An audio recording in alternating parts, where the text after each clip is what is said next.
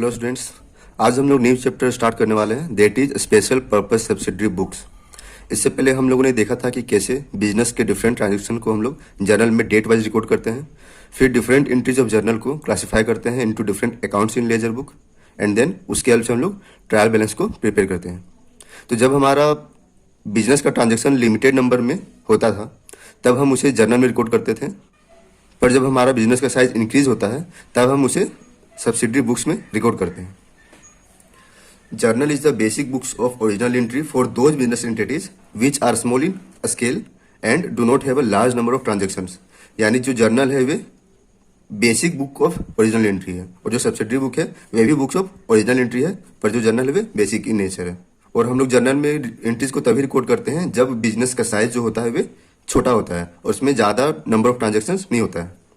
Then it is possible to enter each and every transaction in the journal and then classify the various transaction into ledger accounts. जब हमारा number of transaction कम होता है तो हम लोग उसको journal में रिकॉर्ड करते हैं, उसके बाद पर्टिकुलर अकाउंट के हेड में सारे के सारे एंट्रीज को पोस्ट करते थे। बट जब हमारा नंबर ऑफ ट्रांजेक्शन इंक्रीज हो जाता है तो एक बार उसको जर्नल में रिकॉर्ड करना, फिर पर्टिकुलर अकाउंट को आइडेंटिफाई करना हर ट्रांजेक्शन में, फिर उनको पोस्ट करना इनटू द लेजर, ये बहुत ही डिफिकल्ट वर्क हो जाता था for the accountant. So But when the size of the business grows, it becomes no longer possible to record each transaction in the journal and then posting them to ledger accounts. जब हमारे business का size grow हुआ, जब number of transaction increase हो गए, तो journal में record करना, फिर उसको पोस्ट करना इनटू द लेजर, ये डिफिकल्ट जब हो गया फॉर द अकाउंटेंट्स। तब हम लोगों ने क्या किया, जर्नल को 8 डिफरेंट सेपरेट सब्सिडरी बुक्स में डिवाइड कर दिया, जो है cash book, sales return book, purchase return book, bills receivable book, bills payable book, and last journal proper. तो केस बुक को तो हम लोग नेक्स्ट चैप्टर में कवर करेंगे, और ये कंप्लीट एक न्यू चैप्टर ही बनेगा जिसमें हम लोग 3 टाइप्स ऑफ केस बुक देखेंगे, single column case book, double column case book and triple column case book. और ये जो 5 सब्सिडरी बुक्स है वे सारे के सारे मेनली गुड्स से रिलेटेड ट्रांजेक्शन को रिकॉर्ड करते हैं। जब हमारा गुड्स सेल होता है ऑन केस, तब हम लोग उसको केस बुक में रिकॉर्ड करते हैं। सो केस बुक में कौन सा ट्रांजेक्शन को रिकॉर्ड करते हैं, सोल्ड और purchase of goods on cash basis. So जब भी हम लोग गुड्स को परचेज या सेल करते हैं ऑन केस बेसिस, तब हम लोग उसको केस बुक में रिकॉर्ड करते हैं। यानी जो भी ट्रांजेक्शन से हमारा केस या बैंक अफेक्ट होता है वे सारे ट्रांजेक्शन को हम लोग केस बुक में रिकॉर्ड करते हैं। Sales book, sales return book, purchase book और परचेज रिटर्न बुक ये टोटली गुड्स पे ही डिपेंडेंट है, बट ऑन क्रेडिट। तो जब भी हम लोग गुड्स को सेल करते हैं ऑन क्रेडिट तो उसे हम लोग सेल्स बुक में रिकॉर्ड करते हैं, और जब जो गुड्स हम लोग कस्टमर को सेल किया ऑन क्रेडिट वे रिटर्न आता है हमारे बिजनेस में, तो उसे सेल्स रिटर्न बुक में रिकॉर्ड करते हैं, यानी return of goods sold on credit. यानी जब भी कोई गुड्स रिटर्न आता है हमारे बिजनेस में जिसको हम लोगों ने पहले क्रेडिट में सेल किया है, तो उसे हम लोग सेल्स रिटर्न बुक में रिकॉर्ड करते हैं। नेक्स्ट परचेज बुक, जब हम लोग परचेज करते हैं गुड्स ऑन क्रेडिट, यानी जब भी गुड्स को परचेज करते हैं ऑन क्रेडिट तो उसे हम लोग परचेज बुक में रिकॉर्ड करते हैं। और जब गुड्स जो हम लोगों ने परचेज किया था ऑन क्रेडिट वे अकॉर्डिंग टू स्पेसिफिकेशन या डिफेक्टिव होता है तो उसे हम लोग रिटर्न करते हैं, तो उसे हम लोग परचेज रिटर्न बुक में रिकॉर्ड करते हैं। सो यहाँ कौन सा ट्रांजेक्शन रिकॉर्ड होता है, return of goods purchased on credit. So ये चारों का चारों सब्सिडरी बुक्स जो है वे केवल गुड्स से रिलेट करते हैं, जो कि क्रेडिट में या तो परचेज या तो सेल क्या हो, या तो उन गुड्स को हम लोग रिटर्न करते हैं या कस्टमर हम लोग को गुड्स रिटर्न करते हैं। अब हम लोग देखेंगे सेल्स रिटर्न बुक और परचेज रिटर्न बुक को in detail. So what is purchase return book, जब हम लोग गुड्स को परचेज करते हैं ऑन क्रेडिट तो उसे हम लोग परचेज बुक में रिकॉर्ड करते हैं, और वही परचेज गुड्स को जब हम लोग सेलर को रिटर्न करते हैं तो उसे हम लोग परचेज रिटर्न बुक में रिकॉर्ड करते हैं। सो परचेज रिटर्न बुक का दूसरा नाम क्या है, रिटर्न आउटवर्ड बुक। तो purchase return book is also known as return outward book. It records the return of such goods that we purchase on credit. यानी जो भी गुड्स को हम लोग ने परचेज किया था ऑन क्रेडिट उसको जब हम लोग रिटर्न करते हैं टू द सप्लायर तो उसे हम लोग परचेज रिटर्न बुक में रिकॉर्ड करते हैं। परचेज रिटर्न बुक से रिलेटेड एक बहुत इंपॉर्टेंट टर्म है which is debit note. So debit note क्या है, जब हम लोग गुड्स को रिटर्न करते हैं टू द सप्लायर तो हम लोग डेबिट नोट इश्यू करते हैं और उसको भेजते हैं to the supplier with the goods.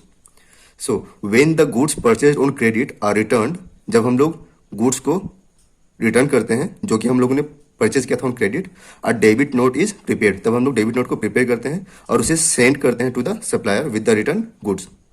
और डेबिट नोट को डेबिट नोट कहा क्यों जाता है? क्योंकि in debit note the supplier's account to whom goods have been return is debited. यानी डेबिट नोट को डेबिट नोट इसलिए कहा जाता है क्योंकि इसमें हम लोग बताते हैं कि जो सप्लायर अकाउंट है उसे हम लोग डेबिट कर रहे हैं with the amount return in the note. यानी डेबिट नोट में जितने भी गुड्स को हम लोग रिटर्न कर रहे हैं उसका सारा डिटेल होता है विद द अमाउंट। यानी जितना भी अमाउंट होता है ऑफ गुड्स जो हम लोग रिटर्न कर रहे हैं उस अमाउंट से हम लोग सप्लायर अकाउंट को डेबिट करते हैं, क्योंकि सप्लायर को हम लोग गुड्स रिटर्न कर रहे हैं तो supplier receiver of the goods है। सो according to personal account debit the receiver, तो हम लोग सप्लायर का अकाउंट को डेबिट करते हैं, इसलिए डेबिट नोट को डेबिट नोट कहा जाता है। नेक्स्ट है सेल्स रिटर्न बुक। तो जब भी हम लोग कस्टमर को गुड्स को सेल करते हैं और वे कस्टमर हम लोग को रिटर्न कर देता है सोल्ड गुड्स को, तब उन ट्रांजेक्शन को हम लोग सेल्स रिटर्न बुक में रिकॉर्ड करते हैं। और सेल्स रिटर्न बुक का दूसरा नाम क्या है? रिटर्न इनवर्ड बुक, क्योंकि जो गुड्स है वे हमारे बिजनेस में इन हो रहा है, इसलिए हम लोग रिटर्न इनवर्ड बुक बोलते हैं इसको। It records the return of such goods that were sold to the customers on credit. यानी जब भी हम लोग कस्टमर्स को सेल करते हैं गुड्स ऑन क्रेडिट और वे कस्टमर्स हम लोग को गुड्स रिटर्न कर देते हैं, तब हम लोग उसे सेल्स रिटर्न बुक में रिकॉर्ड करते हैं। जैसे कि परचेज रिटर्न बुक में हम लोग डेबिट नोट देखे थे, उसी तरह सेल्स रिटर्न बुक के केस में क्रेडिट नोट होता है। So what is credit note? When the goods sold on credit are return by the customers, a credit note is prepared and is send to the customers from whom goods were received.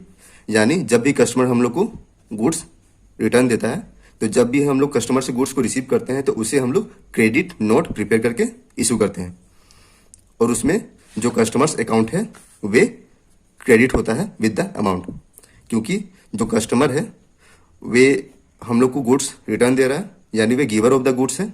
So according to personal account credit the giver, क्योंकि personal account का rule क्या था? Debit the receiver and credit the giver. तो ये हम लोग को return दे रहा है तो ये गिवर ऑफ द गुड्स है और हम लोग रिसीवर ऑफ द गुड्स है, तो इसे हम लोग क्रेडिट करते हैं क्योंकि ये गिवर ऑफ द गुड्स है। आई होप आपको credit note and debit note अच्छे से समझ में आया होगा। अब हम लोग देखेंगे जर्नल प्रॉपर बुक क्या है, क्योंकि बहुत सारे बच्चों को उसी में कंफ्यूजन होता है कि जर्नल प्रॉपर बुक है क्या और उसमें कौन कौन से ट्रांजेक्शन को हम लोग रिकॉर्ड करते हैं। सो what is journal proper? Journal proper को हम लोग रेसिडुअरी बुक भी बोलते हैं। ये देखिए, ये हमारे 8 सब्सिडरी बुक्स थे और जितने भी ट्रांजेक्शन बाकी 7 सब्सिडरी बुक में रिकॉर्ड नहीं होते हैं, उन सारे ट्रांजेक्शन को हम लोग जर्नल प्रॉपर बुक में रिकॉर्ड करते हैं, इसलिए हम लोग जर्नल प्रॉपर को रेसिडुअरी बुक्स भी बोलते हैं। So journal proper is also known as residuary book.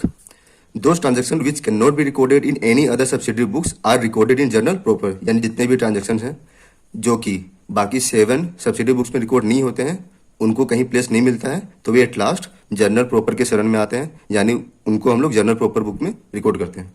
It's format is same as journal book. यानी हम लोग ने जर्नल एंट्री को देखा था, उनके फॉर्मेट को देखा था, same to same format journal book का भी होता है। First column date column, second column particulars जिसमें हम लोग डेबिट क्रेडिट करते थे डिफरेंट अकाउंट को with the narration. Third column हमारा था ledger folio, fourth column debit amount का and fifth column credit amount का। Same to same format journal proper का भी होता है।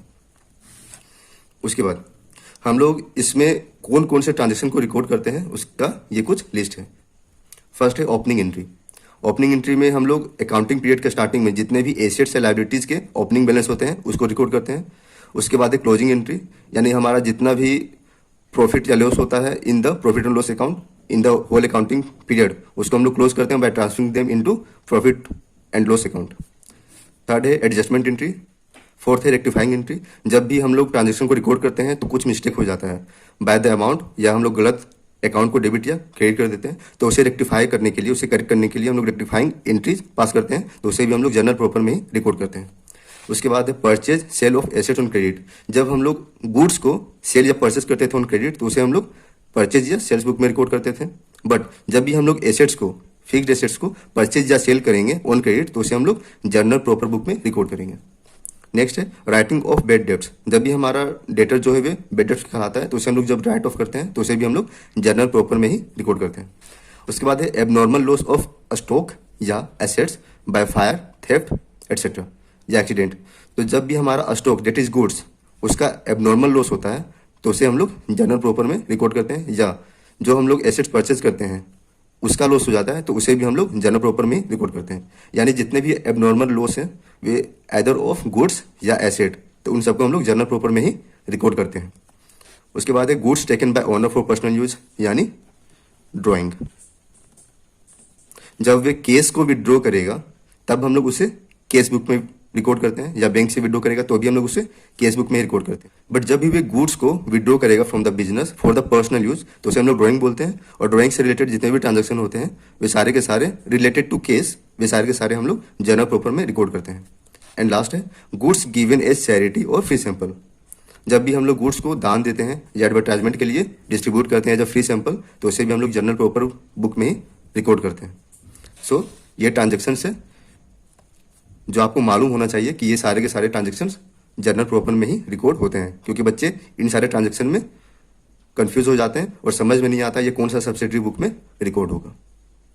चलिए अब देखते हैं कुछ प्रैक्टिकल क्वेश्चन से और जानते हैं कि कौन सा ट्रांजेक्शन किस सब्सिडरी बुक में रिकॉर्ड होगा, ताकि आपका कंसेप्ट भी क्लियर हो जाए। फर्स्ट है opening balance of assets and liabilities. Fixed asset है हमारा 1000 का, case 10,000, debtor 5,000 and prepaid expense 500। और लायबिलिटी साइड में है bank of draft 1000, creditors 5000, outstanding expense 1500।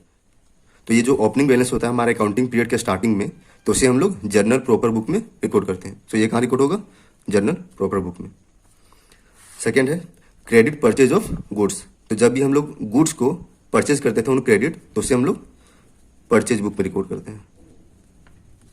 और जब भी हम लोग गुड्स को परचेज करेंगे फॉर केस तो उसे हम लोग केस बुक में रिकॉर्ड करेंगे, या परचेज करते हैं बाय पेइंग अ चेक या बैंक से डायरेक्ट पेमेंट करते हैं तो उसे भी हम लोग केस बुक में ही रिकॉर्ड करते हैं।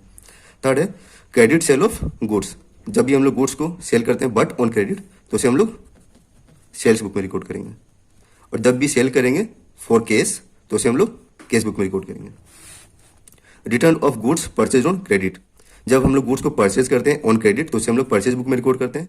और जब वही परचेज गुड्स को हम लोग रिटर्न करते हैं तो उसे हम लोग परचेज रिटर्न बुक में रिकॉर्ड करते हैं। नेक्स्ट है goods return by customer sold on credit. तो जब भी हम लोग सेल करते हैं गुड्स को ऑन क्रेडिट तो उसे हम लोग सेल्स बुक में रिकॉर्ड करते हैं। और जब वही गुड्स कस्टमर हम लोग को रिटर्न कर देता है तो उसे हम लोग सेल्स रिटर्न बुक में रिकॉर्ड करते हैं। Sales return book. सिक्स्थ है कैश डिपॉजिटेड और विथड्रॉन फ्रॉम बैंक। तो यहां हमारा कौन सा एसेट इफेक्ट हो रहा है? Case and bank. तो जब भी केस में या बैंक में कोई अफेक्ट हो तो उसे हम लोग हमेशा केस बुक में रिकॉर्ड करेंगे।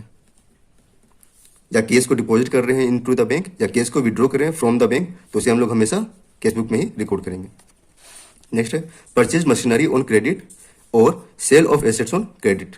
यानी जब भी हम लोग एसेट्स को परचेज या सेल करते हैं ऑन क्रेडिट तो उसे हम लोग जर्नल प्रॉपर बुक में ही रिकॉर्ड करेंगे। और जब भी मशीनरी या कोई भी अदर एसेट्स उसे हम लोग परचेज या सेल करते हैं फॉर केस तो उसे हम लोग केस बुक में रिकॉर्ड करेंगे। नेक्स्ट है केस और goods withdrawn bye owner for personal use. तो जब भी owner of the business case को विड्रॉ करता है तो उसे हम लोग केस बुक में रिकॉर्ड करेंगे।